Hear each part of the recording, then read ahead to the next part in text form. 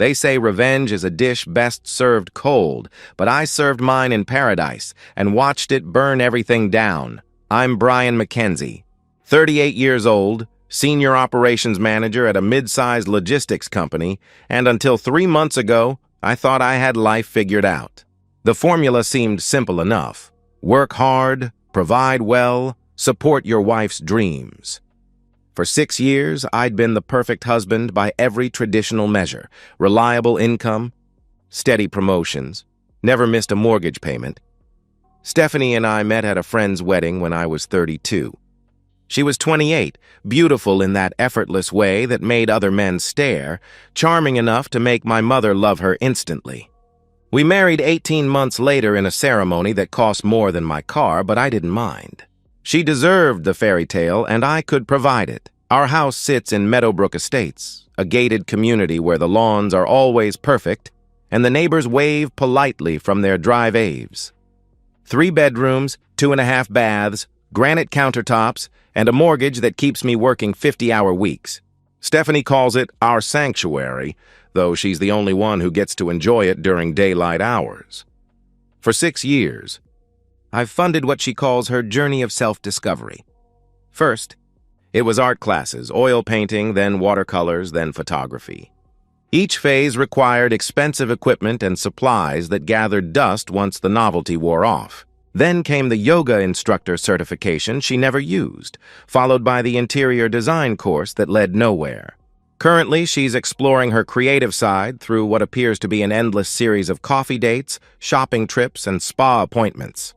I never minded. I believed in supporting your spouse's dreams, even when those dreams seemed to change weekly. While I spent my days managing supply chains and dealing with client complaints, Stephanie created what she called a beautiful home. In practice, this meant hiring cleaning services, landscapers, and contractors for every minor repair while she focused on aesthetic vision. Children remained perpetually on the horizon. "Not yet," she'd say whenever I brought it up. "I'm not ready. I need to focus on myself first." After 6 years of marriage, she was still finding herself, while I worked extra hours to pay for gym memberships she used twice a week, nail appointments every 10 days, and endless brunches with friends who seemed to share her talent for avoiding actual responsibilities. But lately, something had shifted. Stephanie's perpetual dissatisfaction, which I'd learned to tune out like background noise, had evolved into something sharper, more urgent. She was stressed, despite having no job, bored, despite having complete freedom to pursue any interest she wanted. The complaints that once felt manageable now carried an edge of accusation, as if her unhappiness was somehow my fault. I started noticing small things. How she angled her phone away when texting, fingers moving with the quick rhythm of intimate conversation. How she came home from errands, smelling like cologne I didn't wear, a scent I couldn't identify, but that lingered in our entryway long after she'd gone upstairs to shower. How she'd lost interest in our marriage while becoming increasingly invested in her appearance. Spending hours getting ready for simple trips to the grocery store. She bought new lingerie but never wore it for me. She scheduled mysterious appointments that ran longer than expected. She developed sudden interests in activities that required her to be away from home for hours at a time. When I asked about her day, her answers became vague, rehearsed, sprinkled with details that didn't quite add up. I told myself I was being paranoid. She was my wife. I was providing everything she'd asked for: financial security, freedom from responsibility, support for every whim. But deep in that place men don't like to admit exists, I knew something was fundamentally wrong. I just didn't know what yet. The worst part wasn't the growing suspicion. It was the creeping realization that I'd become a walking ATM, appreciated for what I provided, not who I was. Stephanie would light up when I mentioned a bonus or promotion, but her eyes glazed over when I talked about my actual work. She remembered every shopping trip she wanted to take, but forgot when I mentioned feeling overwhelmed by increased responsibilities at the office. Last Tuesday, I came home after a particularly brutal day, a major client threatening to walk, 3 subordinates calling in sick, and a presentation due the next morning. I walked through our front door hoping for connection. Maybe some acknowledgement that I was carrying the weight of our entire lifestyle on my shoulders. Stephanie barely looked up from her phone as I set down my briefcase. Her thumbs moved across the screen with practiced efficiency, and for just a moment, her face held an expression I'd never seen before. Secretive, almost giddy. "How was your day?" I asked, loosening my tie. "Fine," she replied without lifting her eyes. "Oh, I might plan something fun with the girls soon. You know how I've been feeling lately." I didn't know it then, but that phone she was clutching like a lifeline, it was the door to a whole other life, one where I didn't exist except as a funding source. Tuesday evening arrived with manufactured enthusiasm radiating from every corner of our house. Stephanie was practically vibrating with excitement when I walked through the door, her energy so artificially bright it felt like staring into a fluorescent bulb. She'd prepared my favorite dinner, grilled salmon with asparagus, and opened a bottle of wine that cost more than most people's daily wages. "I have amazing news," she announced, before I'd even set down my keys. "Melissa and Jennifer want to do a girls' trip to Cancun next week. 7 days, all-inclusive at one of those luxury resorts. We need to decompress, you know? Remember who we are outside of our daily routines." The performance was flawless, except for one crucial detail. Stephanie couldn't meet my eyes. Her gaze danced around the room, the wine glass, her manicured nails, the wall behind my head, anywhere but direct contact. When she did look at me, there was a flush in her cheeks that had nothing to do with the wine, and her voice carried that rehearsed quality of someone who'd practiced this speech in the mirror. "It sounds wonderful," I said, cutting into my salmon. "When would you leave?" "Next Friday," she answered quickly. "I know it's short notice, but Jennifer found this incredible deal that expires soon. The resort usually costs twice what we'd pay." She laughed, but the sound came out strained. "I'll need about $5,000 for spending money. You know how expensive everything is at those places. $5,000 with 10 days' notice for a trip with 2 friends I'd barely heard her mention in months." I chewed slowly, watching her fidget with her wedding ring, a tell she'd had since we were dating. When Stephanie was nervous about something, she twisted that ring until the diamond faced inward. "Of course, honey," I said finally. "You deserve a break. You've been so stressed lately." Relief flooded her features so completely that I almost felt sorry for her. Almost. Because in that moment, watching her shoulders relax and her smile become genuine for the first time in weeks, I knew with absolute certainty that my wife was lying to me, but I played along. Supportive husband, understanding partner. I asked about the resort, nodded when she described the spa treatments and excursions they'd planned, even suggested she buy some new clothes for the trip. The conversation felt like theater, both of us delivering lines for an audience of one. That night, while Stephanie slept beside me with the peaceful expression of someone whose burden had been lifted, I began digging. Our joint credit card statements painted a devastating picture once I knew what to look for. Hotel charges in our own city on days she'd claimed to be shopping with friends. Romantic dinners for 2 at restaurants I'd never been to, charged during times I was working late. Suspicious purchases at lingerie stores, items I'd never seen her wear. Then I found it. A charge at Premier Travel for 2 tickets to Cancun. Not 3, 2. The rabbit hole deepened as I used our shared computer, her first critical mistake. Hidden in her browser history, I discovered the booking confirmation for Mr. and Mrs. Thompson at Playa Secreto, an adults-only couples resort. A few minutes of research revealed David Thompson, 36 years old, married with 2 children, pharmaceutical sales representative for a major company. His Facebook profile was a monument to family values, vacation photos with his wife and kids, anniversary posts declaring eternal love, proud father moments at school events. I scrolled through months of posts until I found it. A community charity event from 8 months ago. There, barely visible in the background of a group photo, was Stephanie in deep conversation with a man who matched David's description perfectly. Her body language spoke volumes, leaning in, touching his arm, the same secretive smile she'd worn while texting. My hands shook as I screenshot everything, every receipt, every charge, every piece of evidence. But my mind stayed ice cold and calculating. This wasn't just betrayal. It was systematic deception funded by my own salary. While I worked overtime to pay for her self-discovery, she'd been discovering another man. I could have confronted her immediately, could have thrown the evidence in her face and demanded explanations. But something deeper was taking hold, a need for consequences that matched the scope of the betrayal. Instead, I did something that would change everything. I found Monica Thompson on Facebook and sent her a message. "You don't know me, but I believe my wife Stephanie and your husband David are having an affair. I have proof. We need to talk," Monica Thompson replied in 15 minutes. I expected anger, maybe denial, demands for evidence. What I got was something far more dangerous. "Meet me tomorrow at Starbucks on 5th Street. 2 p.m. Don't tell anyone."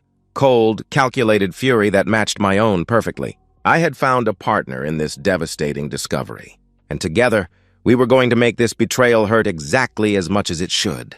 The Starbucks on 5th Street felt like neutral ground for a conversation that could destroy two families. Monica Thompson arrived exactly on time, looking exhausted but composed, her professional armor firmly in place. She wore her wedding ring, I noticed, because I was still wearing mine, but her eyes held the hollow look of someone who'd been questioning everything for longer than she cared to admit. She didn't waste time with pleasantries. The moment she sat down across from me, she said simply, "Show me." I opened my laptop and walked her through everything. Hotel charges that coincided with David's supposed business trips. The Cancun booking under false names. The timeline of deception that stretched back 8 months, longer than I'd initially suspected. With each piece of evidence, Monica's hands trembled slightly, but her expression grew harder, more resolute. "I knew," she said when I finished. "I've known something was wrong for months. Late nights that didn't match his calendar. Shirts that smelled like perfume I don't wear. Deleted text messages. The way he started showering immediately when he came home. Like he was washing something off."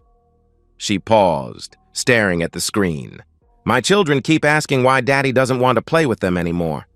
He's been emotionally absent for months." "What do you want to do about it?" I asked. Something fierce and unforgiving flickered in her eyes. "I want to ruin their vacation, and I want to make it hurt." Over the next week, we met 3 more times, planning with military precision. Every detail was considered, every angle covered. Monica worked in corporate finance. She understood money, leverage, and strategic timing better than most. I brought operational planning and a coldly logical approach to problem solving that my job demanded. The strategy was elegant in its simplicity. Let them go, let them get comfortable, let them think they'd gotten away with it. Then on day 3 of their romantic getaway, pull the rug out completely. "Why day 3? Monica asked during our second meeting. "Psychological impact," I explained. "Day 1, they're nervous watching for problems. Day 2, they start to relax. Day 3, they're fully immersed in their fantasy. That's when we want them to realize it's all crashing down." The plan unfolded in carefully orchestrated stages. First, I quietly moved money from our joint accounts to a personal account in only my name, leaving exactly $500, enough to avoid legal complications, not enough to sustain Stephanie's lifestyle. Monica did the same with their shared finances. Next, we both reported our credit cards as lost or stolen, ensuring immediate cancellation with replacement cards sent to home addresses our spouses couldn't access.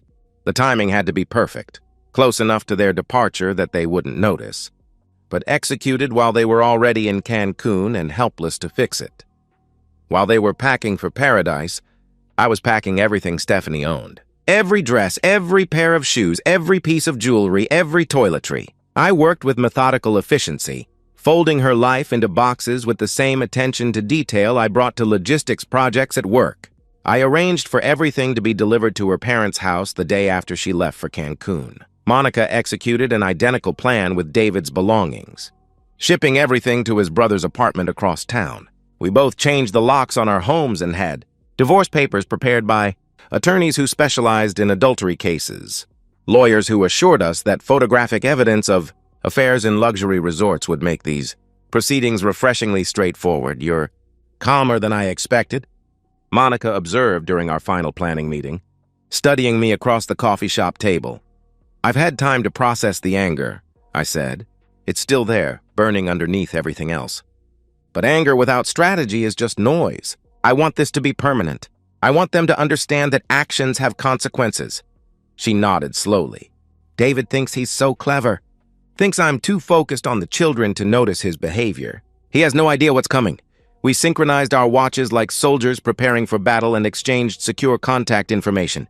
Two betrayed spouses about to unleash coordinated devastation on two people who thought they were smart enough to get away with systematic deception. Any second thoughts? Monica asked as we prepared to leave. I thought about 6 years of marriage, of supporting dreams that turned out to be covers for an affair, of working overtime to fund my wife's betrayal. None whatsoever, I replied. The pieces were in position.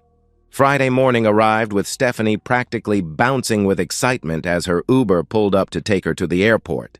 She kissed me goodbye with lips that had been kissing another man for 8 months. Her suitcase full of lingerie I'd never seen. As I watched her leave, I texted Monica. Stephanie just left. She replied instantly, David's flight in 2 hours. See you on the other side. I went to work that day. Normal routine, normal schedule. I wanted an alibi for everything that was about to happen. In 72 hours, their paradise would become a prison, and I wanted to make sure I was exactly where I was supposed to be when their world collapsed. Days 1 and 2 of their Cancun getaway passed in excruciating patience. I maintained perfect normalcy, arriving at the office on time, attending meetings, responding to emails with my usual efficiency. But underneath the veneer of routine, I was monitoring everything. Stephanie had created a private Instagram story she thought I couldn't see. She'd forgotten I'd known her password for years, a detail that now served my purposes perfectly. The photos streamed in like evidence for a trial. Stephanie in designer bikinis on pristine beaches, kissing David by an infinity pool, sharing romantic dinners at restaurants that cost more than most people's weekly salaries, couples massages at a spa that marketed itself as intimate healing for soulmates. Sunset walks along shorelines she was supposed to be, walking with girlfriends. Each image was a knife twisting in wounds that hadn't finished bleeding. But I screenshot every single one and forwarded them to Monica. She returned the favor with photos from David's secret Instagram account, images of the same moments from his perspective, captions about finally finding real love and deserving happiness. The evidence piled up like ammunition in an arsenal I'd never wanted to build. Tuesday morning, Cancun time, day 3. The psychological sweet spot where their guard would be completely down. Monica and I coordinated via text message. Execute now. We moved simultaneously across different time zones. Credit cards reported lost and stolen to multiple financial institutions. Joint bank accounts emptied except for token amounts that would keep us legally clear. I sat in my office making these calls between meetings, my voice steady and professional as I explained to customer service representatives that yes, I needed immediate cancellation, and yes, I was certain about the security protocols. Meanwhile, 1,500 miles south, Stephanie and David were waking up in their couples-only paradise, planning a snorkeling excursion that would cost them money they no longer had access to. They had no idea their entire financial infrastructure had just been systematically demolished. At the resort concierge desk, David's American Express declined. Then his Visa, then his MasterCard. The polite young woman behind the counter maintained her professional smile as she suggested he contact his bank. Perhaps there was a travel hold that needed to be removed. Stephanie tried her cards next. Same result. Declined, declined, declined. Panic crept into their voices as they called financial institutions from the resort lobby, getting automated messages about lost or stolen cards and security procedures that required in-person verification. They tried calling their spouses for help. My phone rang 3 times before I decided to answer. Monica was letting David's calls go straight to voicemail while she blocked his number permanently. Brian! Stephanie's voice was shrill with panic. Thank God you answered. Something's wrong with the cards. They're all being declined and the banks are saying they're reported stolen. But that's impossible because I have them right here. Can you call them? Maybe it's some kind of mistake. I let her spiral through increasingly desperate explanations before I responded. When she finally paused for breath, I spoke with devastating calm. "It's not a mistake, Stephanie," I said. Silence. Then, "What do you mean?" she asked. "I mean, I know where you are. I know who you're with.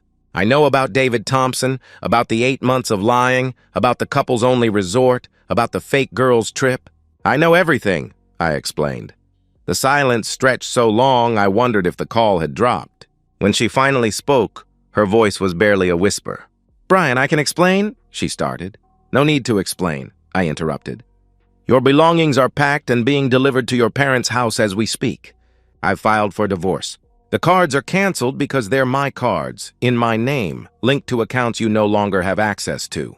Enjoy the rest of your vacation. You can't do this. Where am I supposed to go when I get back?" she demanded. "That's not my problem anymore. Maybe David will take care of you. Oh, wait, his wife Monica is doing exactly the same thing to him right now. So you're both broke and homeless in paradise. Have fun figuring that out," I replied.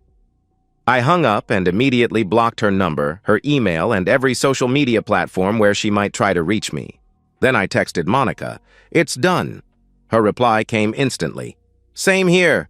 David just called screaming about how I'm destroying our family. I told him he destroyed it 8 months ago and hung up. Want to get a drink tonight to celebrate?" "Actually, yes. I think we've earned it," I responded. In Cancun, Stephanie and David were discovering that paradise could become a prison faster than they'd imagined. 3 more days stretched ahead of them with no money for activities, no credit cards for purchases beyond the all-inclusive basics, no way to book excursions or even change their flights without paying fees they couldn't afford. They tried calling family members for emergency assistance, but Monica and I had already contacted them. Stephanie's parents refused to help after I showed them the evidence of her affair. David's brother wouldn't answer his phone after Monica had sent him screenshots of the Instagram posts and explained exactly why David needed help, the romantic escape that was supposed to represent their freedom from mundane reality became a claustrophobic nightmare where reality was all they could think about. The resort that had marketed itself as an intimate paradise for lovers became a gorgeous prison where they were trapped with their guilt and each other. By day 5, they were arguing constantly whose fault this was, who was going to fix it, how they could have been so stupid as to not see this coming. The relationship that had seemed worth destroying 2 marriages for was imploding under the weight of actual consequences.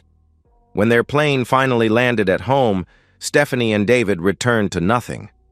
Turns out burning down your life for temporary thrills doesn't just leave you with ashes. It leaves you with debt, shame, and the realization that the person you destroyed your marriage for isn't who you thought they were.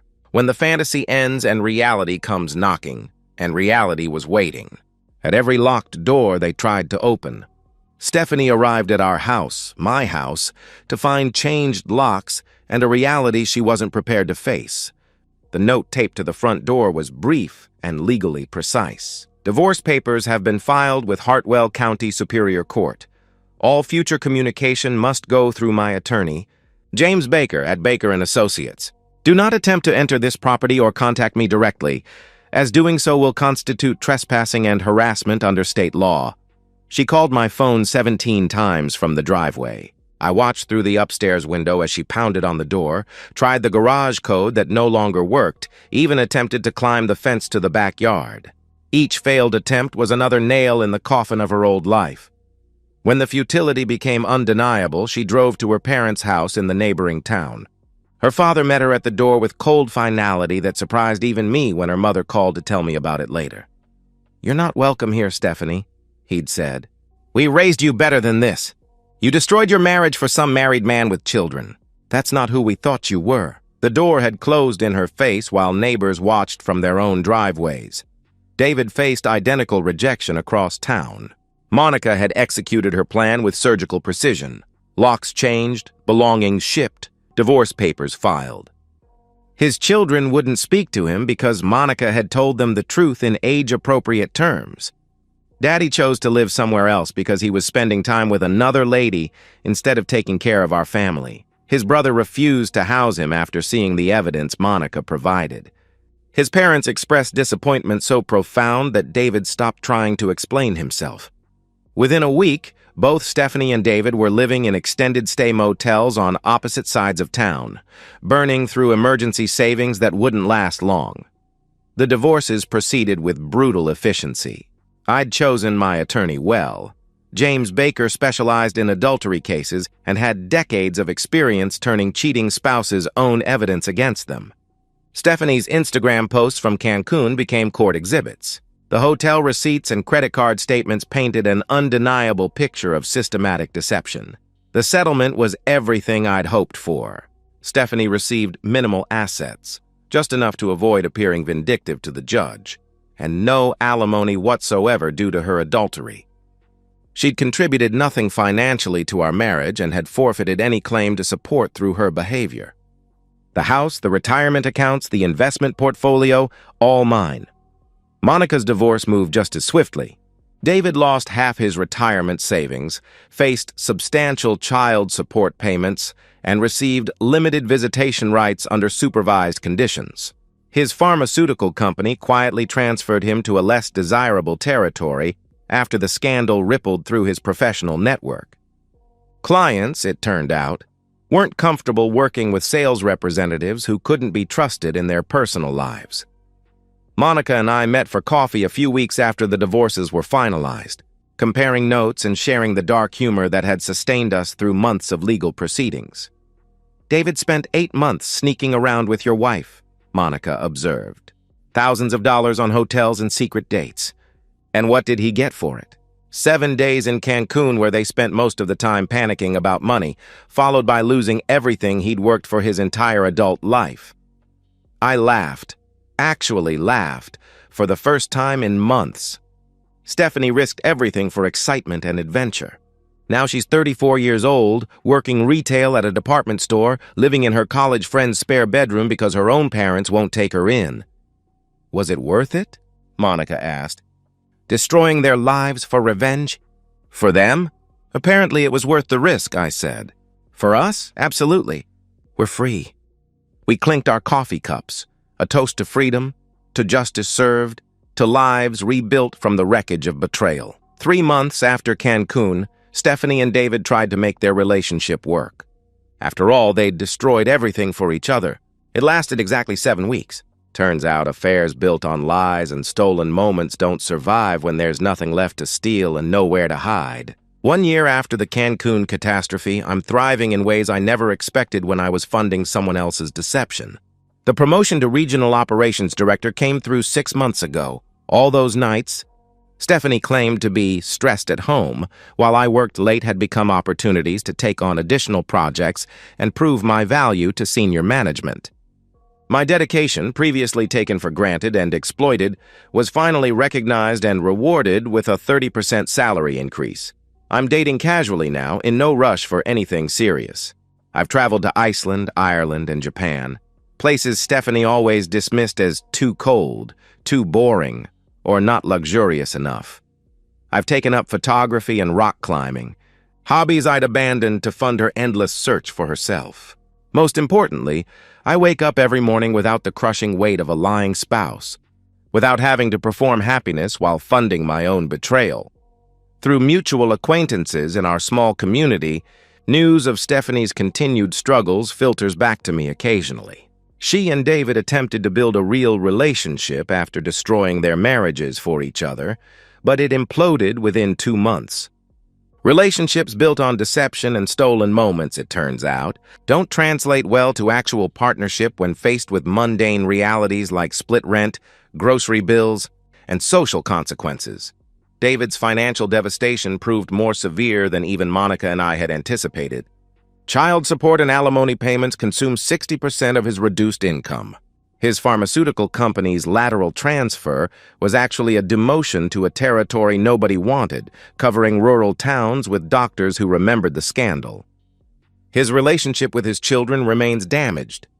Perhaps permanently, trust, once broken with kids, becomes nearly impossible to rebuild. Stephanie's situation is equally harsh, but somehow more fitting. At 34, she's working 2 part-time jobs, retail at a discount clothing store and food service at a chain restaurant, just to cover basic living expenses. She shares a modest apartment with a roommate and drives a used car with persistent mechanical problems. Her former social circle evaporated after the scandal. Turns out friends who bonded over expensive brunches and shopping trips have little interest in supporting someone who can no longer participate in that lifestyle. She attempted to reach out once, 8 months after the divorce was finalized. A long, rambling email arrived in my spam folder. Apparently, she'd been blocked so thoroughly that even her attempts at contact couldn't reach me directly. The subject line read, "Please let me explain," and the first paragraph was full of words like confused, mistake, and if we could just talk. I deleted it without reading past the opening lines. Some bridges, once burned completely, should stay that way. Monica and I remain genuinely close friends, built on mutual respect and shared experience rather than the shared trauma that brought us together. We supported each other through the legal proceedings, celebrated our respective victories, and gradually built something authentic from the ashes of betrayal. We're not romantically involved. Neither of us is ready for that level of vulnerability, but we're there for each other in ways that matter. Over dinner last week, Monica reflected on the entire experience. "I spent 10 years married to David, 10 years building a life, raising children, supporting his career. And he threw it all away for someone he barely knew for 8 months. Same with Stephanie." I agreed. 6 years of marriage. I thought we were building towards something permanent, but she was just bored and looking for excitement. "Their loss," Monica said, raising her wine glass. "Absolutely their loss," I replied. "The best revenge. I learned isn't violence or public humiliation, it's the cold, calculated removal of support and protection, then stepping back to let natural consequences unfold." Stephanie and David destroyed their marriages, their reputations, their financial security, and their futures for 7 days in paradise that became a nightmare.